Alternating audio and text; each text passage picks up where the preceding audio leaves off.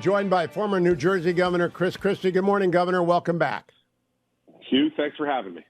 The most important issue in America today is what do we say and do about Israel's war in Gaza and the threat from the north from Hezbollah. What do you think of President Biden's policy? Look, I think, as I've said to you before, Hugh, I think generally what he did in the immediate aftermath of October 7th was the right thing to do. I think his trip to Israel was the right thing to do. Now, of late, I don't like the way he's showing and having Anthony Blinken show as much daylight as he's showing between Israel's efforts and United States support.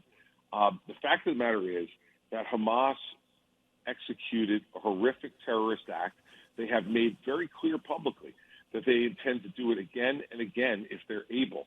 And so the Israelis have an obligation to the safety, security of their people and the integrity of their territory to dismantle the Hamas military machine as best they possibly can.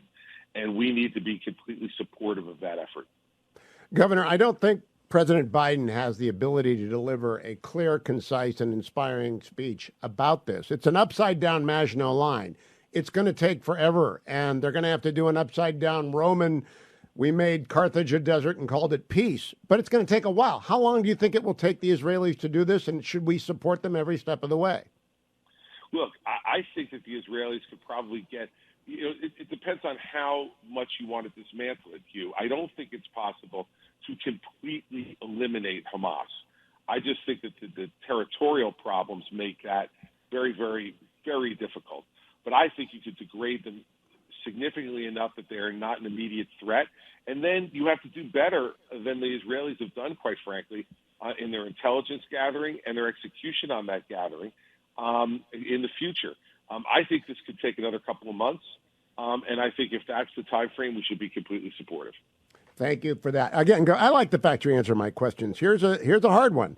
Over the weekend, the National Security Advisor of Israel, who's a very little known but very important guy by the name of Tzachi Hanigbi. I hope I've not butchered that too badly. He said that they could quote, we can no longer accept the Radwan force sitting on the border. The Israeli public understands that the situation in the north needs to change, and it will change. If Hezbollah agrees to change it diplomatically, that's good. If not, we will have to act. We will have to ensure that the situation in the north is different. What do you think that means, Governor? I think they're sending a warning shot across Iran and Hezbollah's bow and letting them know that the type of activity that they, either negligently permitted, as probably the best way to put it, from Gaza, will not be permitted in the north. And I think this is a warning shot. This is the diplomacy that you engage in, hard diplomacy, to let people know what you're willing to put up with and what you're not willing to put up with. I don't think it means that anything is imminent in terms of action from Israel, because I think Israel knows that they would like to avoid, if possible, a two-front war, and they're not going to try to initiate something like that. But in the end, I think they're doing what they need to do, which is to say to Hezbollah and, most importantly, to its state sponsor, Iran, don't try it. If they go full 1967, Governor, ought America to support them? Look, it depends on what the provocation is for that, Hugh. But again, I don't think there can be any question that we must support Israel as long as we believe what Israel is doing is meeting two criteria: protecting the safety and security of its people, necessary to do that, and two, necessary to support its territorial integrity. Governor, last week, I'm sure you saw Elise Stefanik questioning the presidents of Penn, Harvard, and MIT. Thus far, we have a split decision. Penn accepted the resignation of their president. MIT did 100% support of theirs, and Harvard's board is meeting today. What should Harvard do? They should fire their president. Now, Hugh, you remember at the debate in Miami, I was the first one to say this. I said that all of those presidents should be fired, and I said it back, in early November. The fact is that this anti-Semitism is a symptom of a greater problem in our higher education system, especially in what's constituted to be the elite colleges and universities in this country. They have been on a hiring spree over the last decade and a half or more of radical people with radical ideas that put their DEI type of function into place. And what it's done is it's infected the entire educational process in these schools. And look, I have personal experience on this. Our oldest son went to Princeton University, graduated in 2016. I saw a presence back then, Hugh, and it's only gotten worse and worse and worse over time. Claudine Gay should be fired. She should have been fired quite some time ago. And MIT is making a huge mistake in maintaining the presidency that they have there. Governor, you know about the two-state solution. I've got the two-secretary solution as a Harvard alum. I've been putting it out there. Bring in Hillary Clinton to run the place for 3 years and put Mike Pompeo in charge of the search committee and the reform committee at Harvard. What do you think of my two-secretary solution? Well, look, I have absolutely no problem with Mike Pompeo leading a search committee. I think there are very few people who have greater integrity than Mike Pompeo, and I think he would bring integrity to the process. As for Secretary Clinton, I don't know if she's really qualified to be a university president, and would she bring the right type of leadership there? Would she be willing to stand up to the DEI culture and the woke culture that's going on in these places? I'm less sold on your one secretary, more sold on your other. Well, it's just a question of the art of the possible. And I don't know that the Board of Trustees or the overseers in the corporation are going to bring in a Republican. Governor, let me ask you some technical questions about personnel. Do you have any idea who would be your chief of staff in the White House? I have a couple ideas, but I'm certainly not going to spring them on your show, Hugh. Why not? Make some news. Well, it would be news to the people I'm thinking about, too. So I think I owe it to them to talk to them first, don't you? Well, we had these debates before the debate. How about this? Hugh? Because I like to answer your questions. I would say this. I think you should consider it very likely that my chief of staff will be somebody who either was a governor or currently serves as a governor.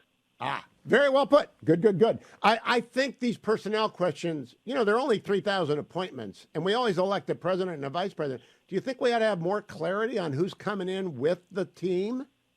Yes, I do. And I think if that were something that people got a little bit of notice on, let's say before the next set of debates, that there might be a question on the kind of people you would consider, then you could have the time to at least give those people a heads up that their name will be thrown out in front of millions of people on national television or millions of people here on the Hugh Hewitt Show. But I absolutely think it's important because, look, the guy who can answer that question is Donald Trump, because 40 of his 44 cabinet-level people have said not only that they wouldn't work for him again, they wouldn't vote for him. And so who's he going to bring in? Is this going to be the Kash Patels of the world, the Jeffrey Clarks of the world, the Michael Flynns of the world? Are going to be the people who are going to populate the next Trump administration, a bunch of deranged sycophants who will just do whatever the masters tells them to do, regardless of the law and the Constitution? I'd answer these questions because I want Trump to answer these questions because, you know what? He's not going to be able to find anybody good to work for him. Do you expect him to come to the debates that are allegedly going to happen before Iowa and New Hampshire? Non-sanctioned RNC debates are now allowed.